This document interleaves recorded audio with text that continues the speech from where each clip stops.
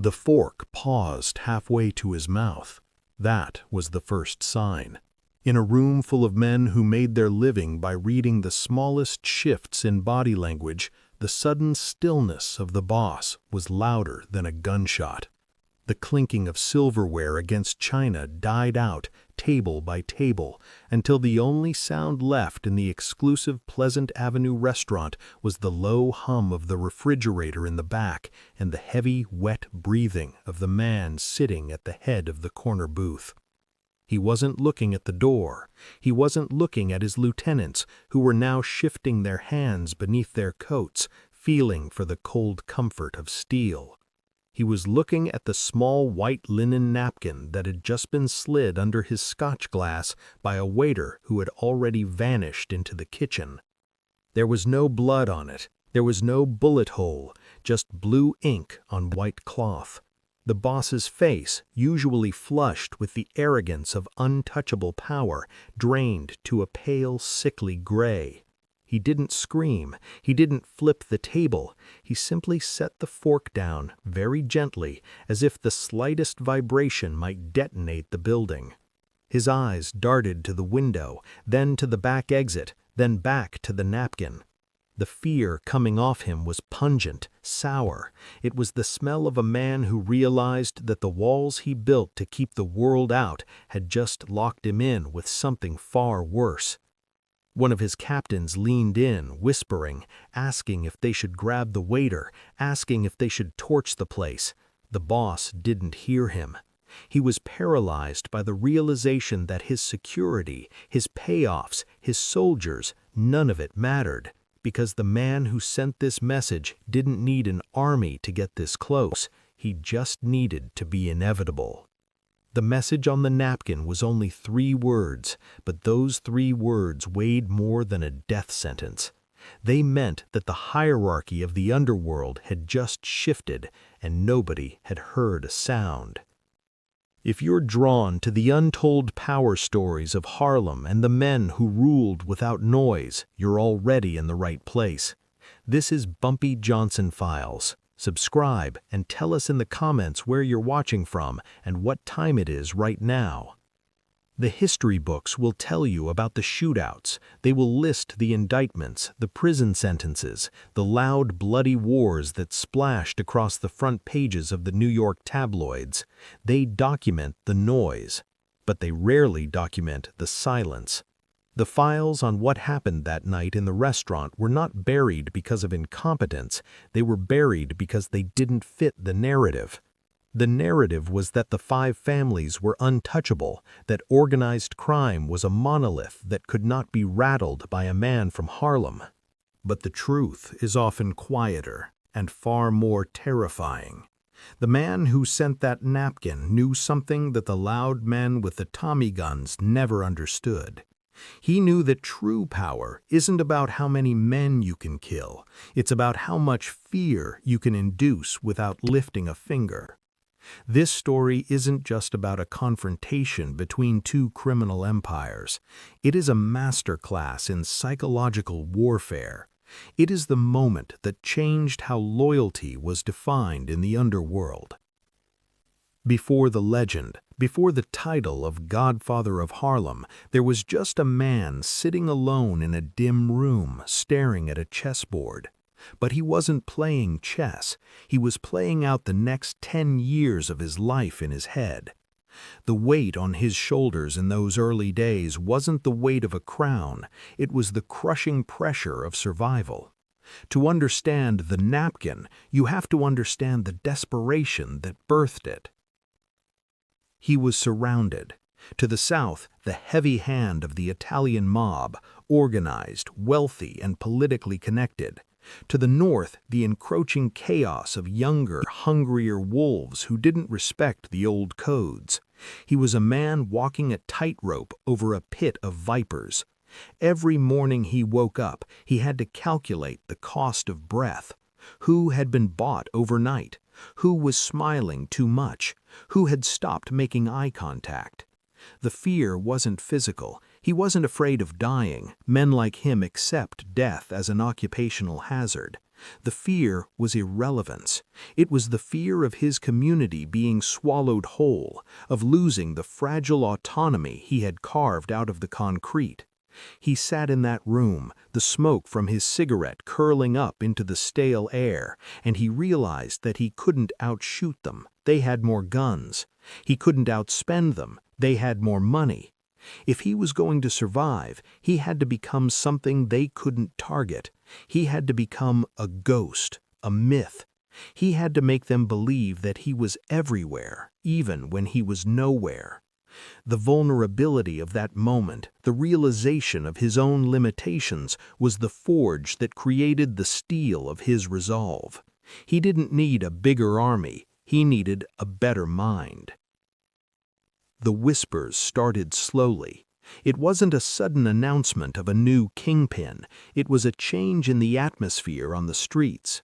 Collection runners for the syndicate started coming back empty-handed, not because they were robbed, but because they were advised to turn back, and they did. When asked why, they couldn't give a description of a threat. They just said the air felt wrong on that block. Shopkeepers who had been paying protection money to the downtown families for years suddenly stopped paying. When the enforcers came to break legs, they found the shops closed or the owners sitting calmly, drinking tea, looking at the enforcers with a pitying gaze. It was unnerving. The violence that usually kept the machinery of the underworld greased was failing. The gears were grinding to a halt, but there was no sand in them, just a shadow. The name Bumpy wasn't shouted in the streets. It was murmured in the back rooms of pool halls and barber shops. It was spoken like a prayer or a curse, depending on where you stood. The Italians heard it, of course, but they dismissed it. To them, he was just another street boss, a temporary nuisance that could be removed with a generic contract. They didn't understand that by the time they heard the name, the roots were already under their foundation. He wasn't building an organization based on brute force. He was building a network of eyes and ears.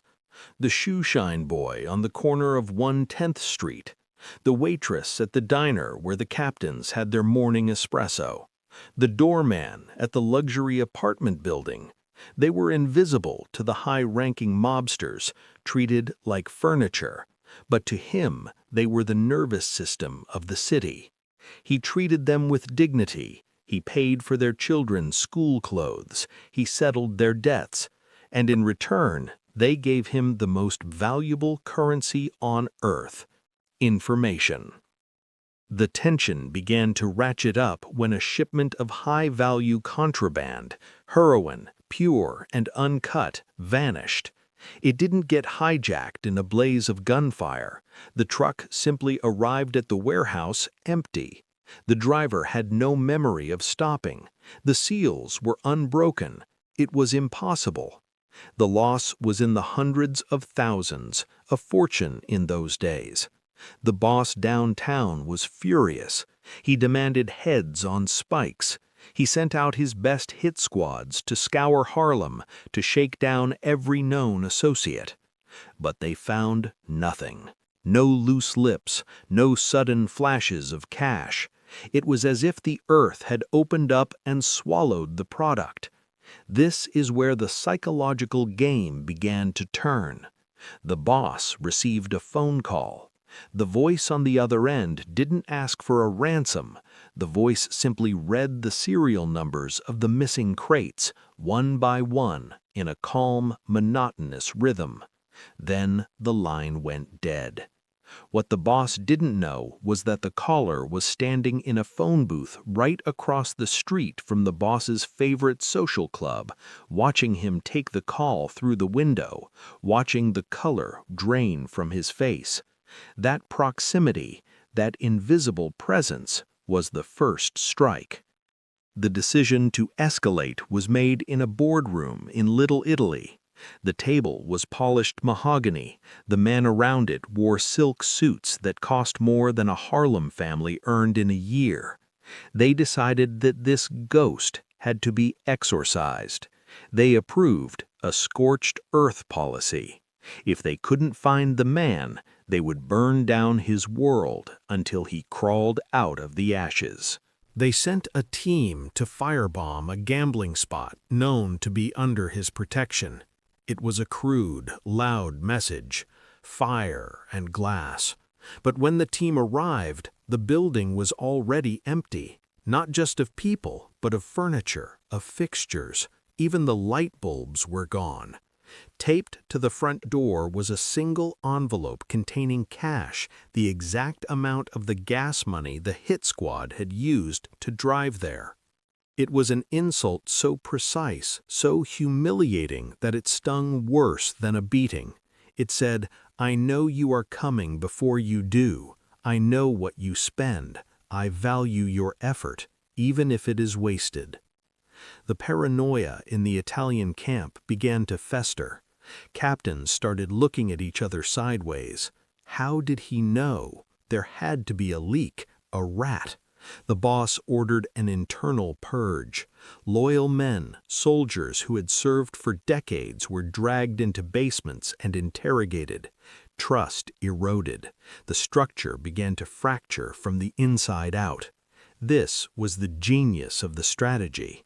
He didn't have to fight them, he just had to make them fight each other. That decision to purge his own ranks would haunt the boss forever. He weakened his own army, disposed of his most capable enforcers, chasing a phantom that he had created in his own mind. The vacuum left by the purge was filled with inexperienced, jumpy soldiers who were prone to mistakes, and in this world, mistakes are fatal. The climax was approaching, but the pacing slowed. The streets of Harlem went eerily quiet. The police noticed it. The usual disorder, the usual friction, vanished. It was the deep breath before the plunge. He sat in his office, reading a book of philosophy, while his lieutenants paced the floor. They wanted to strike back physically. They wanted blood for the threats. But he held up a hand. "Not yet," he whispered. "Let them cook in their own sweat a little longer." He knew that the most dangerous moment is when the enemy feels cornered but hasn't yet realized they are defeated. He had to deliver the final blow in a way that left no room for retaliation. It couldn't be a war, because a war would bring the feds, and the feds ruined business for everyone. It had to be a checkmate. He chose the venue carefully. The restaurant on Pleasant Avenue. It was neutral ground technically, but deeply embedded in Italian territory. For a black man from Harlem to walk in there uninvited was a death wish. But to send a message into that sanctuary? That was blasphemy. He didn't send a soldier. He didn't send a heavy. He used the system against itself. He knew the waiter's brother was in debt to a loan shark in the Bronx. He bought the debt. He owned the waiter for 30 seconds. That was all he needed. The night was rainy, a cold, miserable New York drizzle that slicked the cobblestones. Inside the restaurant, the warmth and the smell of garlic and roasted meat created a false sense of security. The boss was there, trying to project strength, trying to show his men that he wasn't rattled. He was laughing too loud, drinking too fast. Then came the moment. The waiter approached. The glass was lifted. The napkin slid. The boss looked down. The 3 words were written in an elegant, steady hand. "No one eats." That was it. No one eats. It wasn't a threat to his life. It was a threat to his livelihood. It meant the supply lines were cut. The numbers racket was frozen. The unions were stalling. It meant that until terms were met, the cash flow that sustained the entire criminal empire was being turned off at the tap. And the fact that this message was delivered here, under his nose, meant that the man who turned off the tap could also turn off the boss's life whenever he chose. The silence at the table stretched into an eternity. The boss looked at the napkin, then he looked at the empty chair opposite him. He realized that the chair wasn't empty. It was occupied by the weight of the man who wasn't there.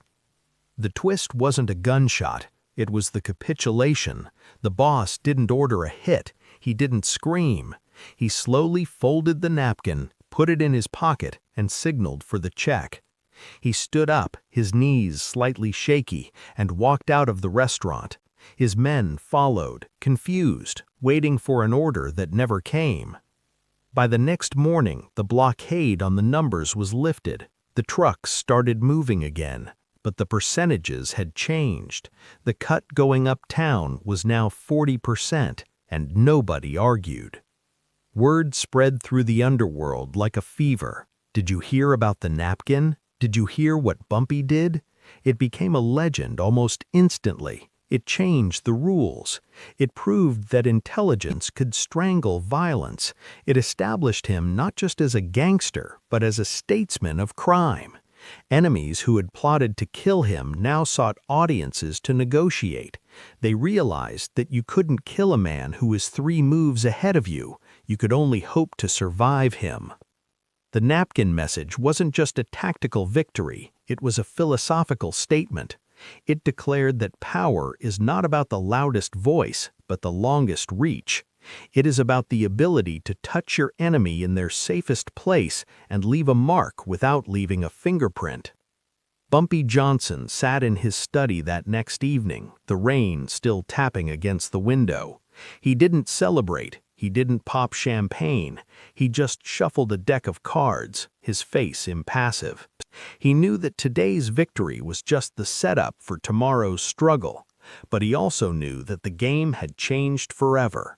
He had forced the world to respect the mind over the muscle.